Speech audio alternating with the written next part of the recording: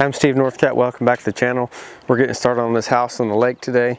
We've got the laser set up. We're going to go around and check all the points and make sure that we're level. If we're not level, then we got to shim here and there just to get it where it's just dead nut level. It is a walkout basement, so we'll have to put some points out further out and get those where they're level, and then that way we can what we do is the slab is rarely perfectly level, and so what we'll do is we'll go around and we'll put string lines from our points out there over to the wall. We'll mark each stud and make sure everything is perfectly level, so we have a nice, perfectly flat floor. That way we got a nice level place to start off of.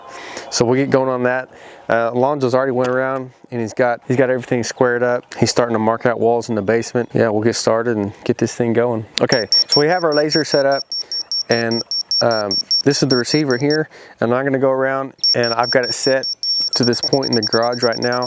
I will go around and this will tell me, this is shooting a laser 360 degrees, and it'll tell me, like right now, if I kind of get it where it's level, this garage has a little bit of a slope to it. And so you'll see, if you can see at the bottom, I'm up just a little bit. And so anyway, so I'll check all the points and make sure that we're level. Whenever it's good, it'll be a solid beep.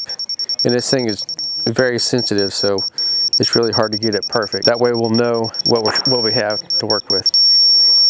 It's pretty good.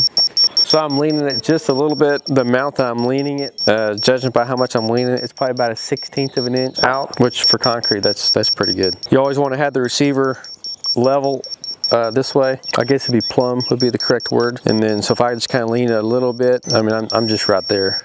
It's really good. These guys did good on this one. I always got to make sure I can see the laser.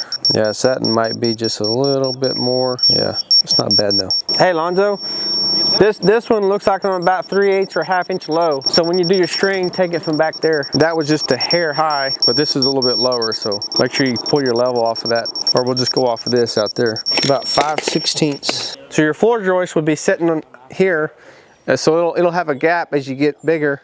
We can just shim under the joist. I don't want to shim the plate because then we'll have a gap under the plate. Should be 2x6. Let me double check. The one going out on that patio is a 2x8. This longer one here in the middle, and that one will have a steel beam. Okay, so where I got highlighted in green, that's going to be a steel beam over that double sliding door. And then we got a steel beam here about midway, carry the weight of the floor system. So the floor system will bear here, here, and here. This was it's about 22, 23 feet long. That door, I think it's 18 feet. Well, the beam will probably be 18 feet. The door is probably 16.8 or so. I think it's a double 4-foot, double 48-inch sliding door. This is our window rough openings. These windows are going to come from Pello, and so every window has its own sheet. There's a bunch of them. So the number that we're worried about was called the rough opening, and so they've actually got it highlighted for me. So the rough opening is 70 3/4 by 59 3/4, and so that's the size of the hole that we're going to frame for that window, and that allows us we'll have about a 1/2 inch of play, so basically a 1/4 inch all the way around that window. So if you frame the hole and it's slightly out of level, you got a little bit of room to play. You don't want to be out of level, but just in case it is, you got a little bit of wiggle room to make sure things get adjusted just right to make sure that window functions properly. They'll be in the plan, it'll tell us at what height they want that header at. If it's standard 6'8", or maybe it's going to be 8 feet. I believe a lot of these doors are 8 feet doors. Most of the time you'll put the window header at the same height as the doors, just to keep that same look across the house. But we'll go through that. We just got a change on the plans literally an hour ago. They sent me a revision, so I got to go get another set of plans so that we're not working off the wrong set of plans.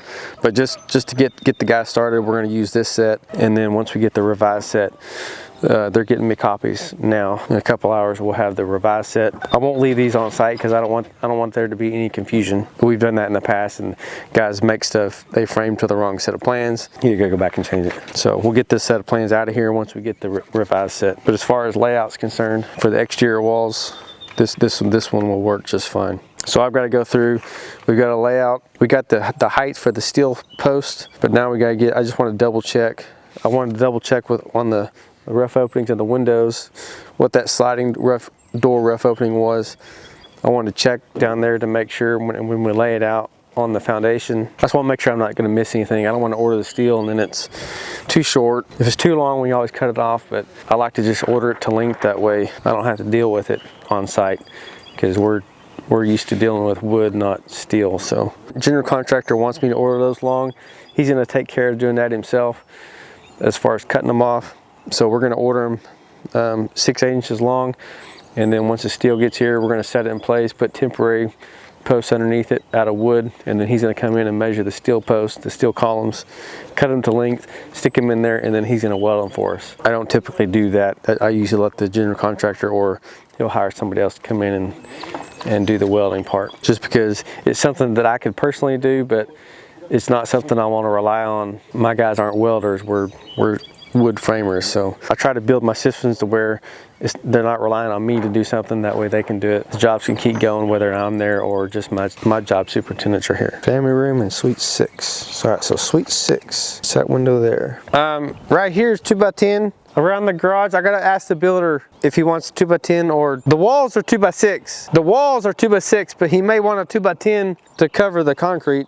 I don't know, I gotta ask him. Okay, there's one wall right there that's 2x8, right there in the middle. Yeah, 2x8.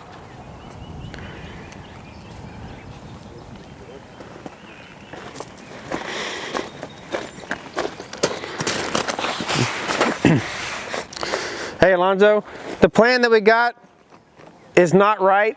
It'll work for right now, just to get things going, but he's gonna bring us another set.